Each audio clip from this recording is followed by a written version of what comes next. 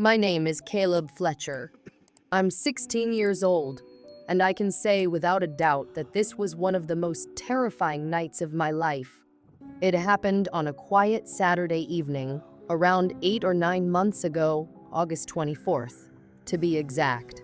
School had just started a few weeks prior, and I was already feeling the weight of assignments, quizzes, and that never-ending, monotonous routine.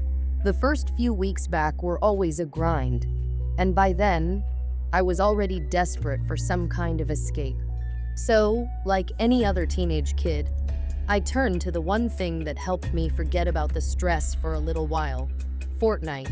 My two best friends, Griffin and Broly, were online, ready for a night of intense matches and friendly competition.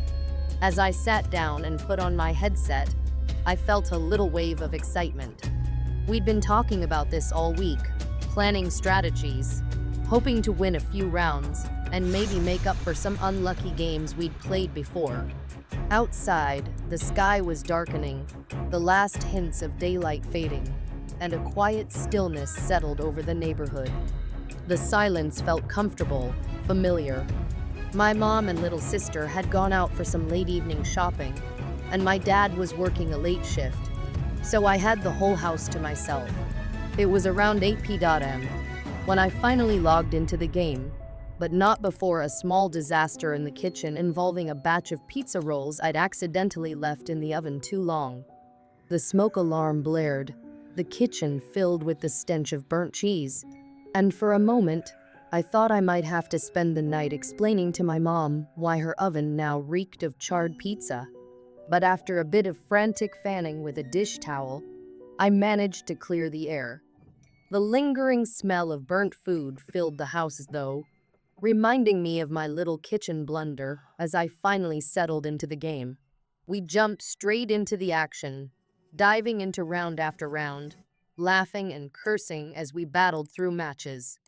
The excitement and adrenaline of the game pulled me in, and I almost forgot about everything else almost. After about an hour, however, Griffin and Broly had enough. A string of bad luck left us frustrated, and they decided to call it quits for the night, leaving me alone in the virtual battlefield. By then, the clock had crept past 9 p.m., and the quietness in the house became almost palpable. The sudden silence felt thick and heavy after the constant chatter through my headset. I sat there for a moment, feeling the emptiness settle around me. I didn't want to go to bed just yet, so I lay back on my bed, scrolling through my phone, half-heartedly checking social media. The familiar routine felt comforting, almost soothing, as I started to relax and sink into the calm of the night. But then, a sharp, loud bark from outside shattered the quiet. I glanced up, hearing the unmistakable sounds of our two dogs barking in the backyard. Usually, they only got this worked up over a stranger or a random animal wandering too close to the fence. But tonight, their barking sounded different, almost frantic, like they were spooked or alarmed. A flicker of unease sparked within me. Curiosity gnawed at me, and I couldn't help but get up to see what had set them off. I crept over to my bedroom window, carefully pulling back the curtain just enough to peer outside. The street was empty, the only light coming from the dim glow of our porch light and a street lamp flickering down the road. Nothing seemed out of place. The trees rustled gently, casting shifting shadows across the yard, but I saw no sign of anyone. Just the quiet, still neighborhood, the way it always looked on a Saturday night. I sighed, feeling a small rush of relief. Probably just a raccoon or a stray cat passing by, I told myself, trying to brush off the uneasiness creeping up my spine. But just as I started to turn away, another sound echoed through the stillness. This one much closer and unmistakable metallic creak, followed by the heavy, resonant clang of our garage door slamming shut. The sound jolted me, sending a shock of fear through my chest. Our garage door wasn't supposed to open unless someone was home, and the only one who'd be coming home at this hour was my dad. I held my breath, waiting for the familiar rumble of his van in the driveway, but all I heard was silence. A sense of dread settled in as I crept downstairs, the wooden floorboards creaking under my feet as I tried to make as little noise as possible. Each step felt slow and heavy, my heart hammering faster with every second. Reaching the bottom, I paused in the shadows of the dining room, peering out the window toward the driveway. It was empty, no van, no sign of anyone coming home. The chill in the air seemed to thicken, my pulse racing as I realized something was very, very wrong. I wanted to check the garage, to confirm that it was just my imagination playing tricks on me, but an overwhelming sense of caution held me back. The quiet felt too sharp, too unnatural, and I couldn't shake the sense that I wasn't alone. I backed away, my breath coming in shallow gasps, and quickly bolted upstairs. Once back in my room, I locked the door, my fingers shaking as I fumbled with the latch. I grabbed my phone, desperately typing out a message in our family group chat, asking if anyone had come home early. My heart sank when my mom's reply came through almost instantly. "No one's home, Caleb. Turn off all the lights, lock your door, and stay in your room until we get back." My hands trembled as I turned off my lamp, the soft click of the switch echoing in the darkness. I slid my window shades shut, trying to block out every last bit of light, hoping it would keep me hidden. As I sat there in the dark, the silence grew oppressive, almost alive, amplifying every tiny sound in the house.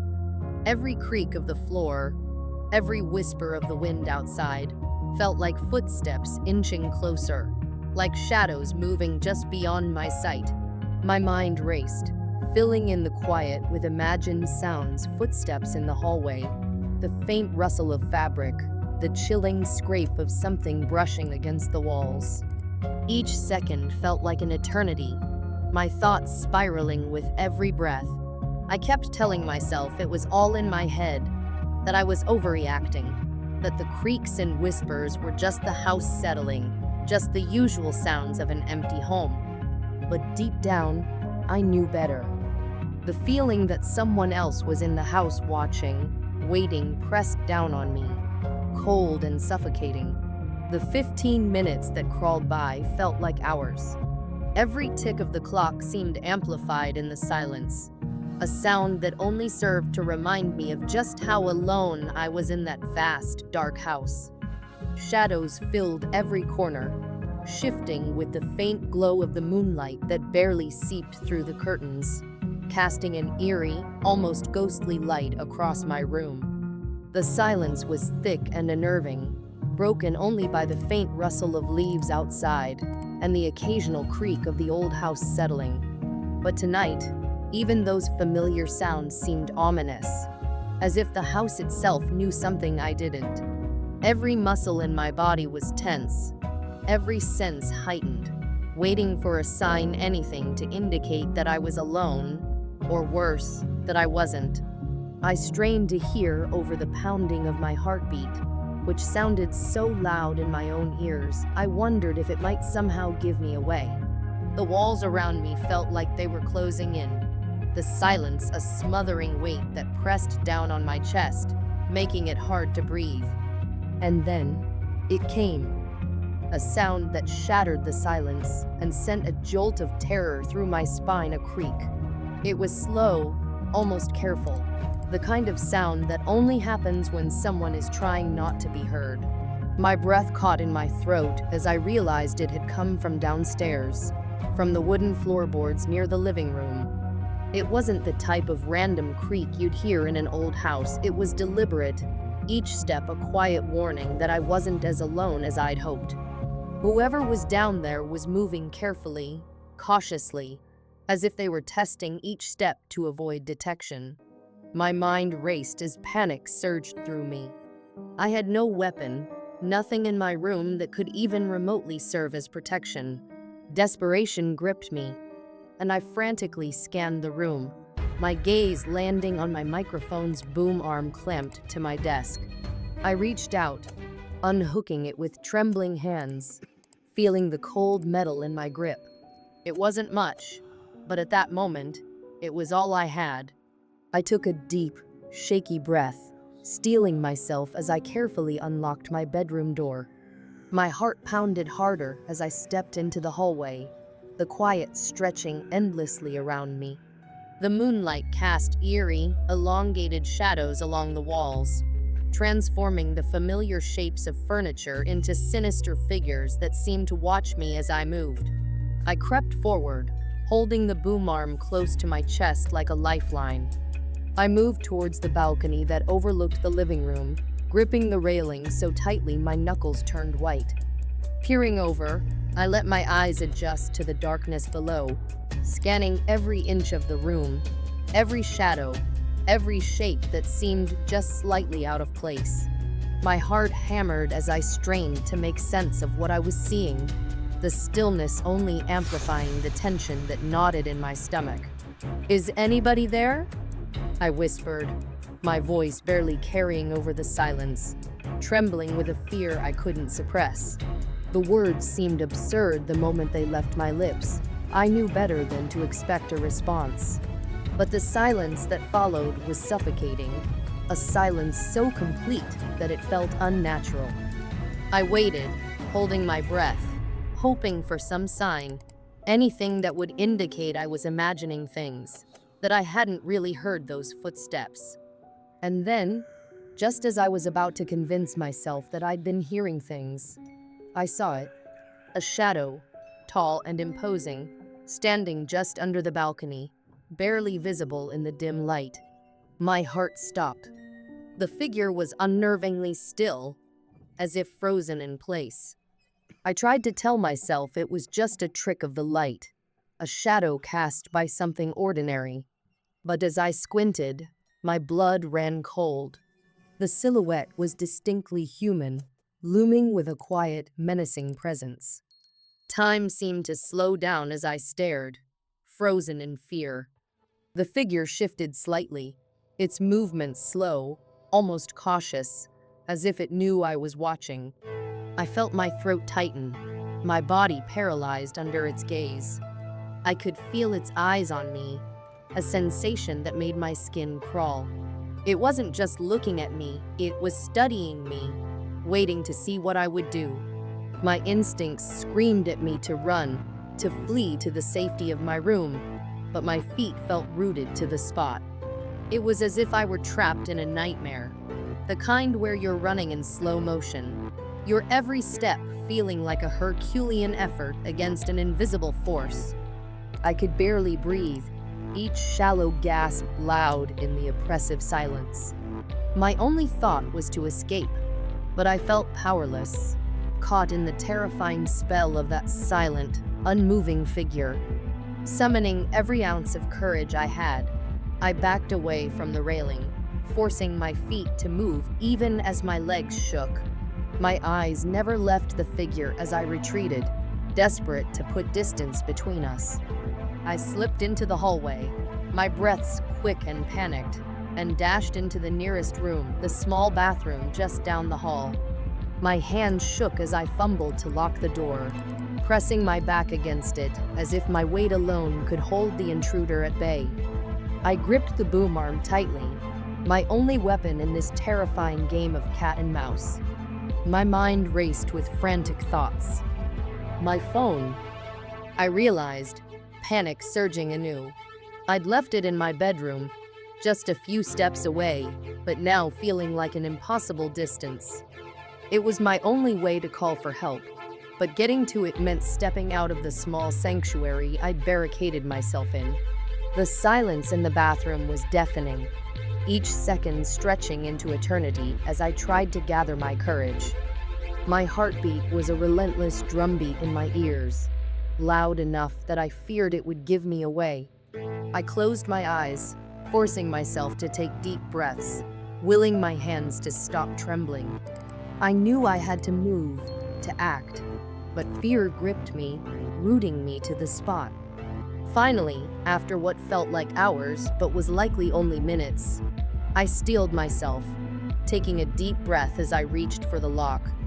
I turned it slowly, every tiny click seeming like a gunshot in the silence, and pushed the door open. The hallway was dark, the moonlight casting long shadows that stretched across the floor like grasping fingers. I took a step out, then another, inching my way back toward my room, the weight of the boom arm heavy in my hand. I reached my bedroom door and slipped inside, locking it behind me as quickly as I could. My fingers fumbled for my phone, slick with sweat as I clutched it, typing in my passcode with shaking hands. I punched in 911, my finger hovering over the call button when something caught my eye, a slight movement in the corner of the room. My gaze snapped to the storage room door, and my heart sank. The door was slightly ajar, the darkness within impenetrable, but through that narrow crack, I saw it. An eye. A single, dark brown eye staring at me from the shadows, unblinking and hollow. It was cold and unfeeling, yet somehow filled with an intensity that made my skin crawl. It was a gaze that seemed to pierce through the darkness, fixating on me with a quiet, predatory malice. I felt my blood turn to ice, every ounce of courage I'd mustered draining away in an instant. I didn't think. I didn't breathe. I just acted. My body seemed to move on its own, driven purely by instinct and terror. I bolted from the room, the sound of my own footsteps mingling with the heavy, deliberate steps that followed behind me. I flew down the stairs, my vision a blur, as I focused on one thing, and one thing only: getting out. The front door loomed ahead, my escape, and with a final surge of adrenaline, I threw it open and stumbled outside, my bare feet hitting the cold grass as I sprinted up the hill. The house behind me loomed like a shadow in the darkness, a place that had once been my safe haven, now transformed into a nightmarish trap. I didn't stop running until I reached the top of the hill, where the porch light of my neighbor's house shone like a beacon. I banged on their door, the desperation in my knocks echoing in the stillness of the night. When the door opened, my neighbor's wife took one look at my face, her expression shifting from surprise to horror. She stepped forward, pulling me into the light, her eyes widening as she registered the fear in my gaze. "Someone's in my house," I managed to gasp, my voice barely above a whisper, each word trembling with panic. "Please, help me." My neighbor sprang into action as soon as he realized the terror in my voice was real. Without hesitation, he reached for his radio, his face darkening with concern as he called for backup. I watched, breathless, as he barked quick, urgent phrases into the device, his voice calm but commanding. His wife, noticing the way I trembled, put a gentle, reassuring hand on my shoulder, her presence a lifeline in that moment of absolute fear.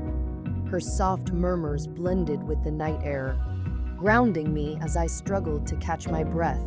Together, we stood on their porch, my heart pounding so loud it drowned out her comforting words.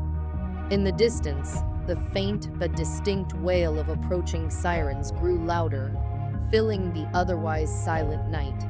The red and blue lights started to flicker, flashing against the darkened windows of our neighborhood, casting strange shadows over the familiar houses. It was surreal, a scene out of a nightmare that I desperately wanted to wake up from. I hugged my arms around myself, glancing nervously back at my house, every nerve in my body taut and tense. Moments later, I saw my neighbor step out of my front door, but he wasn't alone. At first, I couldn't make out the details. The man was slightly hunched over, his tall, skinny frame casting a spindly shadow across the lawn under the flashing police lights. He wore a long, grimy black coat that hung loosely on his bony frame, the fabric looking tattered and worn, as if it had been pulled from the depths of some forgotten place. His head was bowed, his gray, scraggly beard nearly blending into his hollow, pale face. He looked like a ghost, like someone who didn't belong in our world, or at least not in my peaceful neighborhood. As they brought him closer to the police car, I felt my stomach twist. He raised his head slowly, his gaze finding mine across the distance, locking onto me as if he could see straight through my skin and into my soul. His eyes were hollow and empty, dark brown and unblinking, with a haunting, predatory look that sent a chill to my core. I felt paralyzed, trapped under that gaze, the same one that had been watching me through the storage room door just minutes before. The corners of his cracked, dry lips tugged upwards in the faintest hint of a smile, an expression that conveyed both satisfaction and malice. It was a look I knew would haunt me for the rest of my life. The officers had to practically force him into the back of the police car, and even as he disappeared behind the glass, his eyes stayed on me, a silent promise that I would not soon forget. I clutched my neighbor's wife's hand without realizing it, squeezing so tightly that my knuckles turned white. She didn't seem to mind, holding on just as firmly as the lights faded, the sirens growing distant, until the police car turned a corner and disappeared. It wasn't long before my family arrived, my mom pulling up in our car with wild eyes and a look of sheer panic etched into her face. She rushed out and ran to me, wrapping her arms around me so tightly I could barely breathe. I could feel her body shaking, the fear in her embrace making my own tremors grow stronger. Tears streamed down her face, soaking into my shirt as she whispered over and over, "Thank God you're safe. Thank God." I could see the weight of her relief, mixed with lingering terror, in her eyes. My dad, his face pale and grim, clutched my shoulder, his voice breaking with emotion as he thanked our neighbor over and over, each word laced with genuine gratitude and lingering shock. His usual stern composure cracked, his voice low and choked as he looked me in the eyes and told me he'd never leave me alone again. The days that followed were a blur of police statements, conversations with neighbors, and sleepless nights. We installed an entire new security system in the house, cameras that watched every corner, every window, every door. My parents doubled the locks, checked them 3 times every night, sometimes waking me up just to make sure I was still in bed, safe and sound. Despite all the measures, no matter how safe the house seemed, I couldn't shake the feeling that I was still being watched.